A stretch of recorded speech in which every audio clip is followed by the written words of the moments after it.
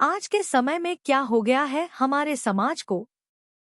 कभी पति अपनी पत्नी को मार देता है, तो कभी पत्नी अपने पति का खून कर देती है। घर जो प्रेम और विश्वास का केंद्र था, अब डर का कारण बन गया है। लेकिन क्यों? क्योंकि हमने वो शास्त्र, वो सीख, वो संस्कार भुला दिए हैं, जो हमारे लिए धरोहर थे। रामचरितमानस से आज की समस्या का समाधान। श्री रामचरितमानस अरण्यकांड में जब श्री राम, लक्ष्मण और सीता जी अनुसुया माता के आश्रम में पहुंचे, तो माता अनुसुया ने सीता जी को समझाया कि पत्नी कौन होती है, उसका धर्म क्या है और वह अपने पति के प्रति कैसी होनी चाहिए। अरण्यकांड दोहा 5 से 6। श्री सीता अनसुया मिलन और श्री सीता जी को अनसुया जी का पातिव्रत धर्म कहना। फिर परम शीलवती और विनम्र श्री सीता जी अनसुया जी, अत्रि जी की पत्नी, के चरण पकड़कर उनसे मिली। ऋषि पत्नी के मन में बड़ा सुख हुआ। उन्होंने आशीष देकर सीता जी को पास बैठा लिया और उन्हें ऐसे दिव्य वस्त्र और आभूषण पहनाए जो नित्य निर्मल और सुहावने बने रहते हैं। फिर ऋषिपत्नी उनके बहाने मधुर और कोमल वाणी से स्त्रियों के कुछ धर्म बखान कर कहने लगी। हे राजकुमारी, सुनिए, माता, पिता, भाई सभी हित करने वाले हैं, परंतु ये सब एक सीमा तक ही सुख देने वाले हैं।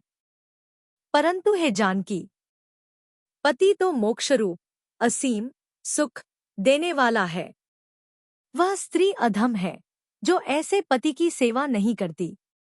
धैर्य, धर्म, मित्र और स्त्री, इन चारों की विपत्ति के समय ही परीक्षा होती है।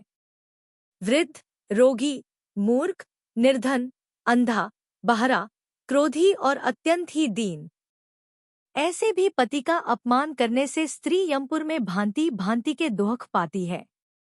शरीर, वचन और मन से पति के चरणों में प्रेम करना स्त्री के लिए बस यह एक ही धर्म है, एक ही व्रत है और एक ही नियम है। जगत में 4 प्रकार की पतिव्रताएं हैं।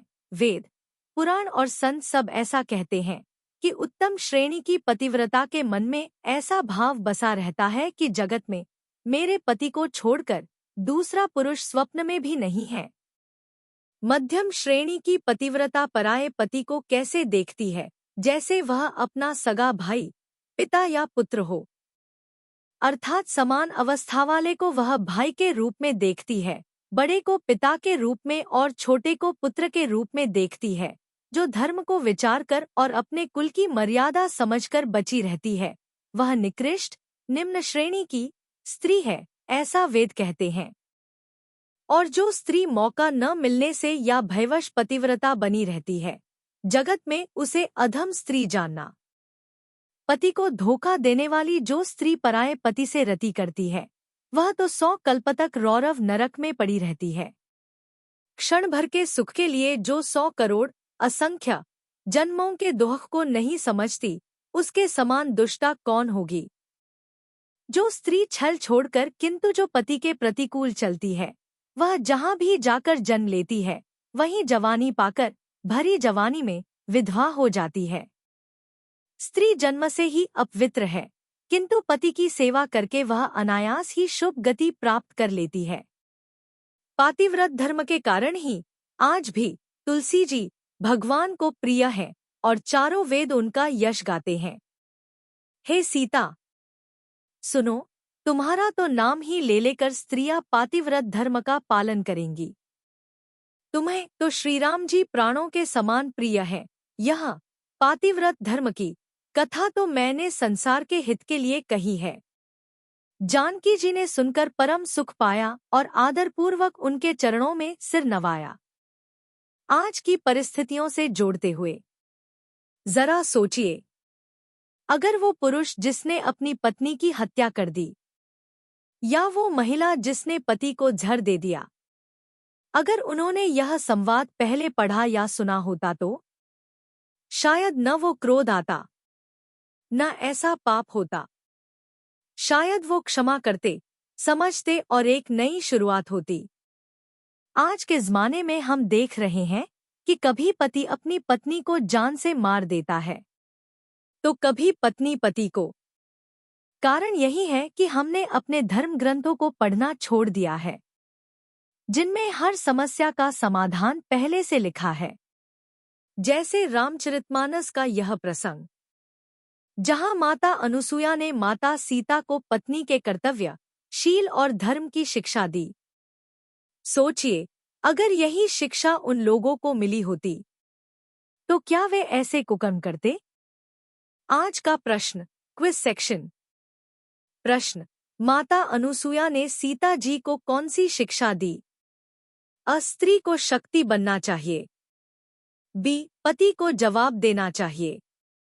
सी, पत्नी का धर्म सेवा, प्रेम और विनम्रता है। डी, गृहस्थ जीवन से दूर रहना चाहिए।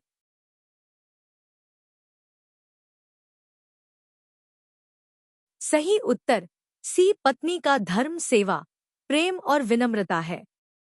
विस्तृत उत्तर, माता अनुसुया ने बताया कि स्त्री को हर परिस्थिति में पति के प्रति प्रेम, आदर और समर्पण रखना चाहिए। यह उसकी शक्ति है, कमजोरी नहीं।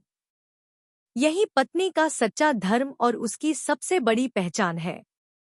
अगर आपने भी कभी जीवन में रिश्तों में संघर्ष महसूस किया हो, या आपको रामचरितमानस या किसी धर्मग्रंथ से समाधान मिला हो, तो उसे कमेंट में जरूर लिखिए। हम आपके अनुभव को अगले वीडियो में शामिल करेंगे, ताकि दूसरों को भी मार्गदर्शन और प्रेरणा मिल सके। और अगर आपकी कोई समस्या है और आप चाहते हैं कि हम उसका समाधान धर्म के आधार पर बताएं, तो भी कमेंट में जरूर लिखें। यही है जगत का सार। हर समस्या का समाधान हमारे ग्रंथों में छिपा है।